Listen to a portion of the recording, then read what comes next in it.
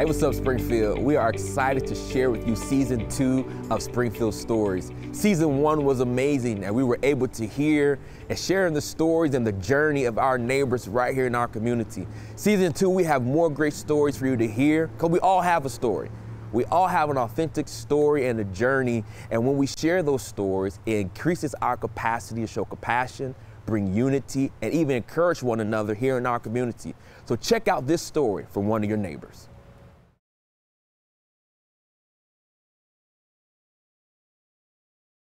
Welcome, everybody. Thank you to another episode of our Springfield Stories. We have a great guest here I'm excited to learn about. I'm excited for y'all to learn about. Please share your name. Jerome Wray. Jerome Wray, Mr. Wray. I love it, man. So tell us, Mr. Wray, what do you do?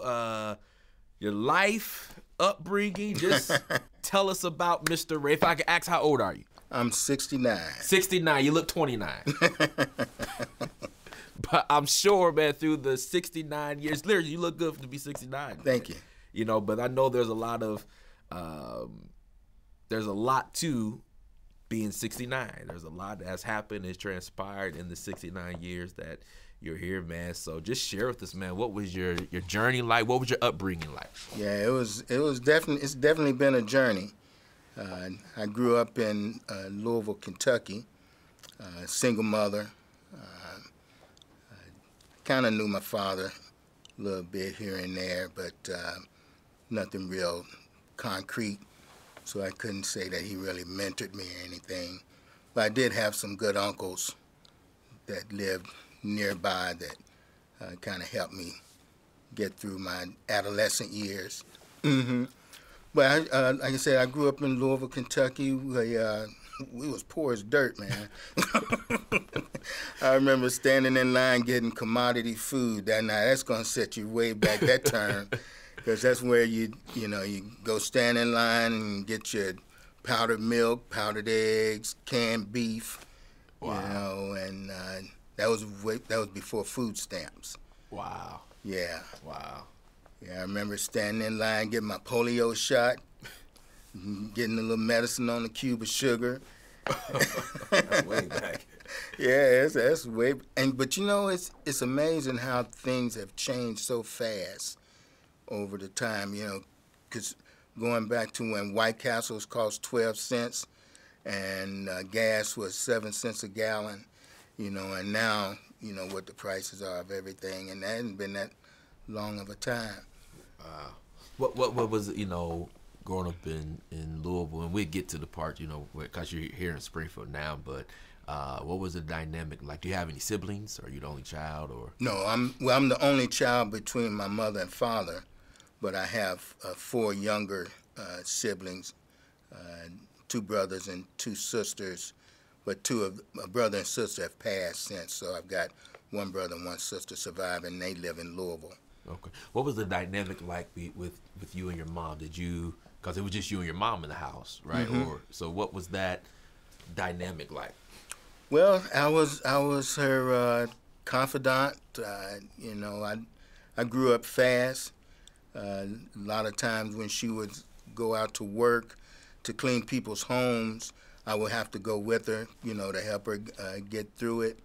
So a lot of times I missed school because I had to babysit my siblings while she was at work. That's where I learned how to cook, because when she got home, she wanted dinner ready. What age did you start cooking? Probably 10. Wow. Yeah, 10 was when she told me Santa Claus wasn't going to come see me no more. Got you, man. So you grew up early, man. So you know you can finish on. You grew up early and cooking and. Yes, and then I used to because the neighborhood was so rough and there wasn't a whole lot to offer. I really didn't hang out with most of the people in the neighborhood, but I'd like to go to the library and public library and the History Museum of Natural Science and go hang out there. It was a man that ran a junkyard, and I would take pop bottles and metal and stuff over there and sell to him, and then he taught me a lot about his business and got me focused on setting a goal for myself. So I started playing music in elementary school, and because the instruments were free, and I started out playing trumpet, and then got to middle school, and the band director needed French horn players, so he converted me from trumpet to French horn. And when I got to high school, the band director asked, "What do you play?" And I was looking around, and I said, "Well, the French horn players in the marching band, they play E-flat alto horns." I said, "I don't want to play that." And I told him I was a drummer. I didn't even play drums.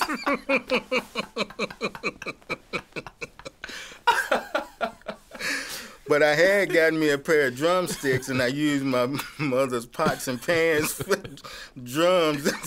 Of course, a lot of them got all dented up, and so she didn't really appreciate that at all. Yeah, I'm with you on that, man. I used to, you know, I can relate to that. I banged on lots of pots and pans, you know, as a drummer growing up. So I'm sure my mother can relate to that, man. So you told me you played drum because you didn't want to play the French horn.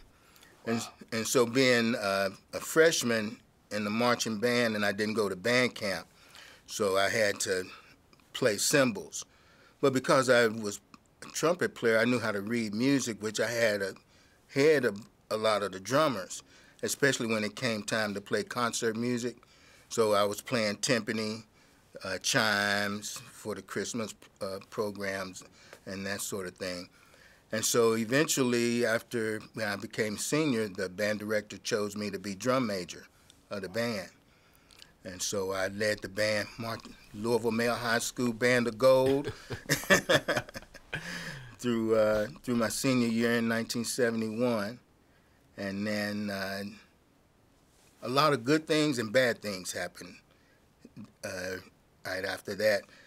Good thing was South Central Bell came through and tested all the senior boys in the city in all the high schools. And so I was selected as one of the workers for them for inside plant work.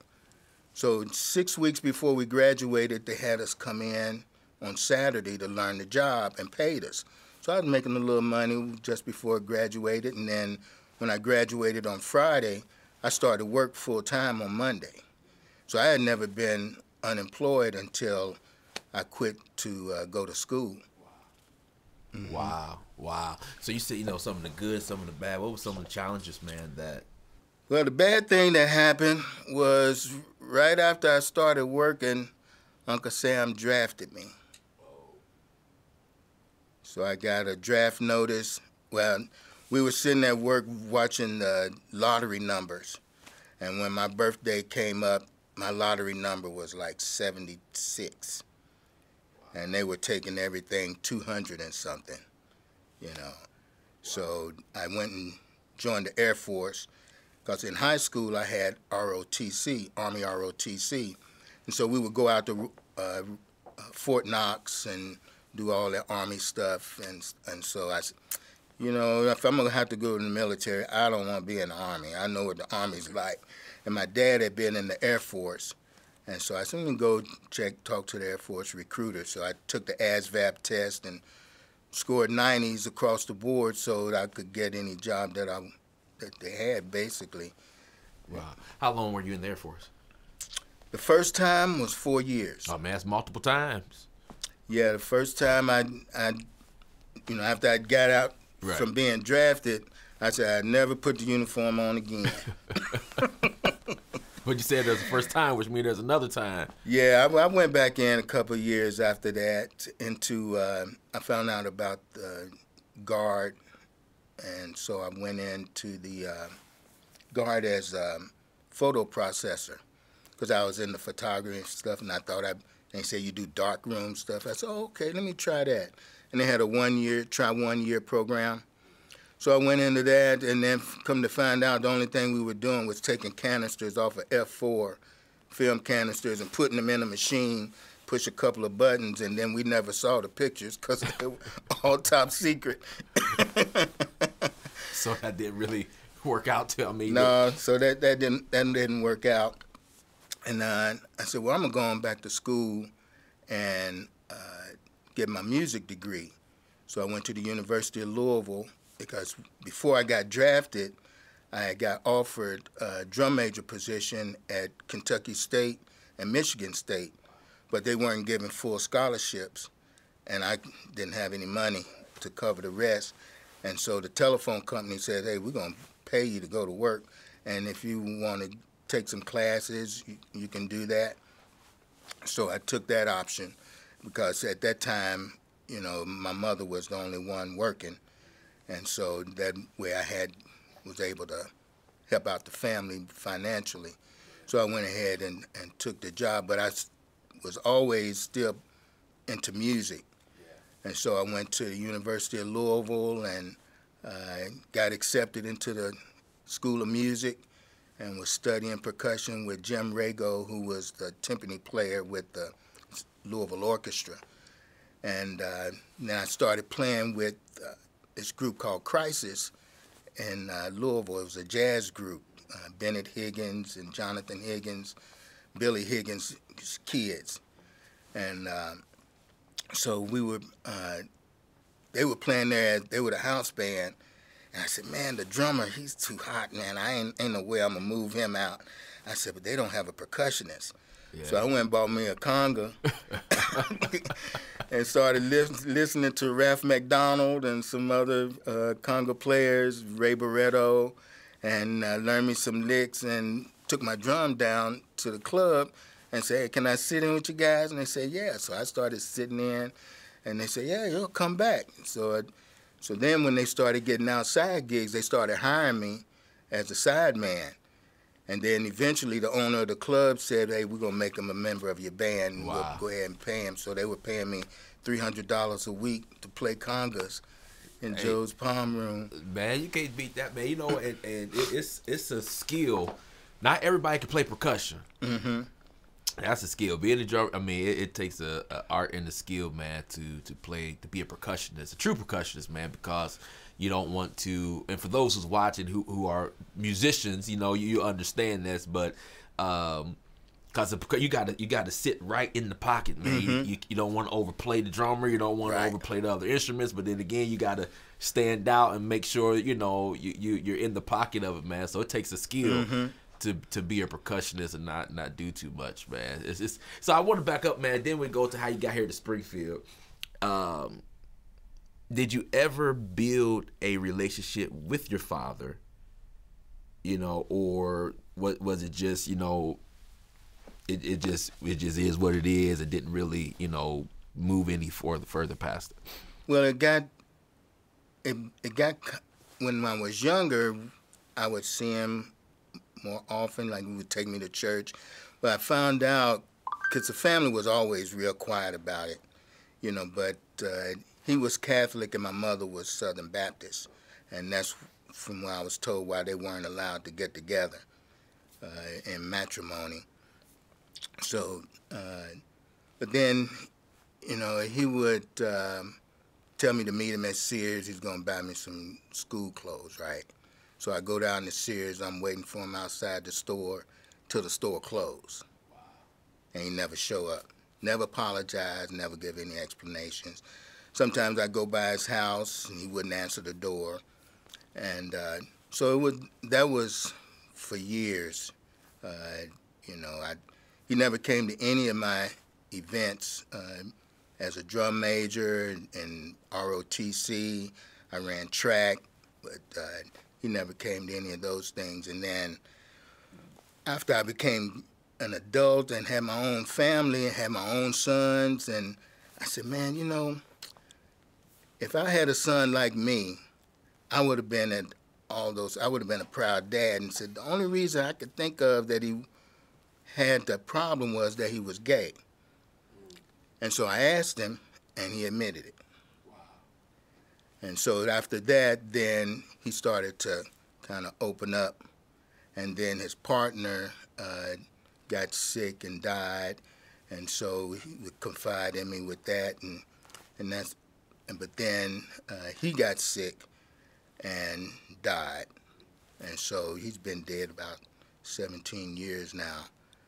But it was really weird because the family called me to handle the arrangements and all of that. And it was really kind of difficult because I really didn't know him. Right. You know, but we went ahead and did what we needed to do anyway. Do you feel like, man, you know, and if you want to share more about it, you know, how old were you when you found out that your father was gay? I was about 50. Wow. Mm-hmm. Wow. So the whole time as a young man, you didn't know. I just had had a suspicious, but you didn't know. Wow. You know, because some of his mannerisms, you know, because whenever I would see him, I would be over at his sister's house, my Aunt Omega. So I would go over there on the holidays and spend the weekend, and then he would come over, bring a couple of gifts or whatever, and then he'd go on about his business. But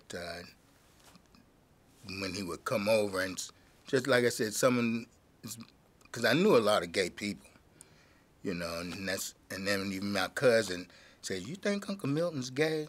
I said, "I don't know. He kind of act like it though." Yeah. But yeah, I was adult when I found out. Did that Did that play on you mentally or anything, or did it, you know, because you're 50, or was it more so like, it just. Well, it made me I understood. Better understanding, got you. Yeah, because, you know, during the time that he was growing up, and then he was in this where it was an interracial relationship, a gay interracial relationship in the 60s. Wow. You know, that'd be kind of hard to be open about that, right? Right. Wow. So what then brings you up to Springfield? How did you go from Louisville to Springfield, Ohio? I went to California. I was saying, I was playing with Crisis, and we got hired to open up for Quincy Jones. And so the Brothers Johnsons, we was playing, and his percussionist missed the flight. And he asked me if I read charts, and at that time I was a student at the University of Louisville School of Music. Yes, I read charts, and so I did the gig, and he said, "Man, you ought to come out to California and get some work." And so things started going bad with my family relationship because I was married, and so we split up. And I said, "Well, since I ain't got nothing right going here, I'm going out to California." So I went out to California and got into Leeward Community College School of Music, and was studying with Terry Suma out there. And my girlfriend at the time from Yellow Springs, I was a graphic designer, just graduated from the University of Cincinnati. I said, "Janelle, you should come out to California, because for artists, it's unlimited things you can do out here." So she came out, and we've been together ever since. That was 1979. Wow. And then she eventually got you here to Springfield. Yeah, when I decided that I wanted to go into nursing, California had a 2-year waiting list to get into nursing school. And so Janelle said, "Well, you know, they got a nursing school at Wright State," because she didn't really like California, so she wanted to get back in Ohio. So I applied to Wright State Nursing School, and they called me out for an interview and gave me some information on scholarships, and I filled those out, got a scholarship from Mercy Hospital. And so I relocated here to Springfield, and we moved into my wife's parents' house. It was a double, and somebody was living on the other side. But when she showed it to me, oh no, this big old yellow duplex that was, oh man. She said, "You're a carpenter, you can work it out." So we did, and I'm glad we did. But so that's how I got to Springfield, was through my pursuit to nursing school, because they didn't have any waiting, and I was able to get a scholarship and come here. And then after I got my undergrad, I went to work as a school nurse here in Springfield, and that was great, because it gave me more opportunity to be with my kids. So how did, you know, Where did the passion for the nursing come from? You know, how you go from music to the passion of being a nurse? Well, like I said, when I grew up taking care of my siblings, I was that's when I first got into nursing, because I had to take care of them, their injuries or whatever. And then when I was playing music, I was also working as a carpenter during the daytime. And so on a job, I injured my arm. I dislocated my shoulder, elbow, had multiple contusions in my hand, and so I couldn't play drums for a year. I couldn't even swing a carpentry hammer. And so the Air National Guard gave me a job in the recruiting office as a recruiting office assistant. And so I'm looking at doing that and looking at how to be a recruiter, and I started being a better recruiter than the real recruiters. And so it was an Air National Guard base in Southern California that needed a recruiter. And so I went down and applied for it and got interviewed and got hired. And so, but this base was a medical rescue and air evacuation unit. So I'm recruiting doctors, nurses, all kind of medical professionals, right? And I'm saying, you know what? I ought to put myself in the nurse stipend program. And so I said, but what I want to do first, though, is I want to cross-train from this recruiting thing into a medical billet. So I went into this, it was a combat communications unit that needed a medical person. So they sent me to school for 8 months to become an independent medic. And then I got assigned to that unit, and that was during the Contra Sandinista thing going on in Central America. So they sent us down there. And that was one of those military operations other than war. But they fighting like nobody's business, right? And so that was about the only combat work that I did. So then when we came back, a couple years later, that's when I decided to apply for the nursing school. Did you know, when you got here to Springfield, right, State, you know, what was your thoughts on Springfield? That was your first time in Springfield. Mm-hmm. So what was your thoughts in Springfield, man? And you're still here, so what was it like, man, moving from Louisville to California, and now you get to the wonderful city of Springfield? And that was during the time when the winters where, you get like 6 or 7 feet of snow. Yeah, now, man, you don't know where we're going to get. But I really did enjoy the atmosphere of Springfield because it was a lot slower. I didn't have to travel for miles to get to anything that I needed to get to, or deal with a whole lot of traffic. And the people were real congenial.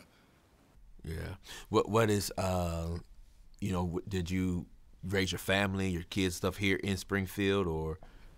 Yeah, we had a daughter was born in California, and I think she was 2 or 3 when we moved, and our son was just baby, in 1988. So we relocated the family here in 90, and then I was still in my active duty thing. So I'm all over the place and coming back and forth and working on the house and getting it together till I got transferred to the Springfield Air National Guard base here in town. What's the dynamic like with your kids, your children? Their dynamic, and then your dynamic with you, and what's that like? Oh man, I always wanted to have a family and be the father, that I didn't have. So I said, well, since I didn't get it, I'm gonna give it. And so, yeah, I coached my boys in soccer and football and baseball and basketball. Every sport that they played, I became a coach. My daughter, taught her how to play music, and I required all of the kids to play an instrument and run track. Really? Why is that? Because I wanted to make sure that they didn't have any free time. And the activities would strengthen their mental and their body at the same time. And then also give them a chance to develop some memories for high school. Because I remember being involved with all of my activities, and those people are still my friends, and we still communicate from the different, over the years. So, yeah, I wanted to make sure that they always had something to do, so that when they say that they were boring, I said, well, if you're bored, then that means you're boring. If you can't entertain yourself, then how you gonna be doing anything with anybody else? Yeah. Yeah. So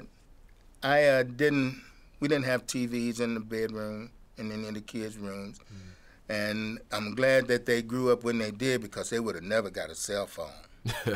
No, that wouldn't happen. Mm-mm.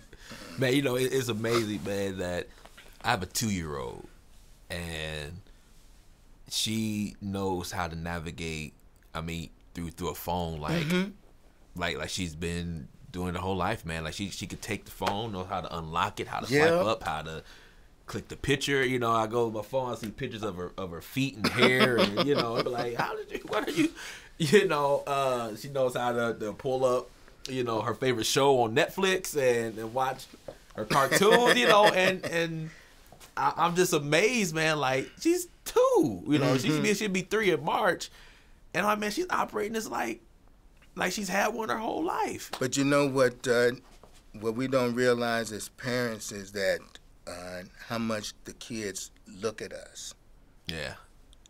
Because we got so many other things going on in our head, but they don't have nothing else going on but to observe and watch us and to see all that we do, and that's where their brain is made to learn and learn fast. Yeah. So that's why you have to be careful what you expose kids to, because they're gonna learn it. They gonna 100%. And like you said, my grandson just turned 2, and so we're over there talking at the table, and my wife is telling the story about how her work, how the people there are slow, but she's got her work all caught up. This boy says, "Nana not slow." He composed that himself just from hearing the conversation, and we weren't even talking to him. Wow. But just him being in the room. Mm-hmm. It's amazing. It's amazing, man. So what is life like now? You say you're 69. Mm-hmm. And still moving, and so went back to school. Can you believe that? Back to school? Yeah, I'm in the PhD program at University of Cincinnati College of Nursing. Just passed my candidacy exam. Wow. So I get to put my IRB application in, and then start collecting data. I'm developing a health coach intervention for black veterans with type 2 diabetes. And so I'm going to be interviewing veterans and find out what they need, what kind of support they need, because, they're from a different culture. So they're going to have different needs than what, the status quo. Yeah. Wow, so when did you just go back to school? 2019. Man, this is 3 years ago. Mm-hmm. Wow. So what gave you that desire, man? Because at 69, some people are like, man, I'm done. Like I'm ready just to cruise on, and. Well, see, my philosophy is as long as I'm above ground, I got to do something. And I retired from the schools. I retired from the Air Force, and I still got a whole lot of energy and a whole lot of knowledge, and so what am I going to do? So I know a lot of my friends have retired, and they sit around, watch TV, and will play golf every day. I play golf 3 times a week. So that's almost every day. That's almost every day. 3 times a week. That's almost every day. You know, I still have yet to play golf. Oh man, I haven't played it yet. You know, one of the things that I did when I was out in California, other than being a musician, was I worked as a banker. Because I needed to, you know, musicians, you don't have no retirement. Right. And I got kids and a wife. I need some type of insurance program, and so I became a teller. And from that, I wanted to make more money and do more than just, you know, being a teller. And so I went to his job fair at Crocker Bank, and they were looking for a new accounts person. And so when I put on my application, I put my hobby is golf. Well, when I went in for the interview, he said, well, I see you play golf. He said, yeah, because we take customers out every Wednesday afternoon, and we need a 4th from the bank. And I got hired. And you got hired. Wow. Wow. I've been playing golf ever since. Ever since. Wow, that's amazing, man. As we wrap up, Mr. Wray, again, I appreciate you coming just to share your story. Now, in 69 years, man, there's a lot of wisdom that I'm sure you have, man. So what's one word advice, you know? Well, I ask this first, you know, living in Springfield, and, you know, you weren't born here, but you have lived here, you know, raised your family here. You know, what is one thing you see in the city that or something you want to see more in the city, or just something, you know, you see the direction the city is going? Just what's your viewpoint of where we are now as a city compared to where you were when you first got here? Well, I see a lot of more culture developing, and especially African American culture. You know, I'd only live a couple of blocks from the Gammon House, and so, you know, seeing how that has been evolving ever since I've been here. The Juneteenth festival developing, and Kwanzaa this week being done in different parts of the city. So I'm really thankful to, and not only just black culture, but the sheiks and other ethnic groups in the city. We need to have more of that and have more interactions with one another and conversations, so that, you know, we can build a nice, strong community. Yeah. What's something, man, give us a word of wisdom, man, for young men that may be watching. You are a musician, you're a father, you're a grandfather, husband. Give us some wisdom, man. Everybody's born, have been given talents. And we don't always acknowledge those talents. And a lot of times we, because we don't use those talents, we have internal discourse. And that's where I believe a lot of stress, a lot of anxiety comes in, because we aren't, as men, doing what we know we need to do. And sometimes it's because we don't have access to the resources, but that's no reason to give up, because the resources will come to you if you turn over enough rocks.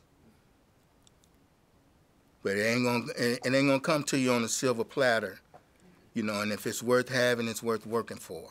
Man, I appreciate you, man. Now, you still play drums? I sure do. I'm gonna be playing at the L tonight. Now, you play percussion or actual drum set? Both. You play both. Mm-hmm. Maybe we should do an impromptu. Well, thank you for coming. We should do an impromptu, and Chad should turn the camera, man. We should play drums. Okay. Because I want to hear you play drums. Let's do it. Let's do it. I mean, it's uncut anyway. We got a drum set over here. We I saw that use when it. we came in. I know.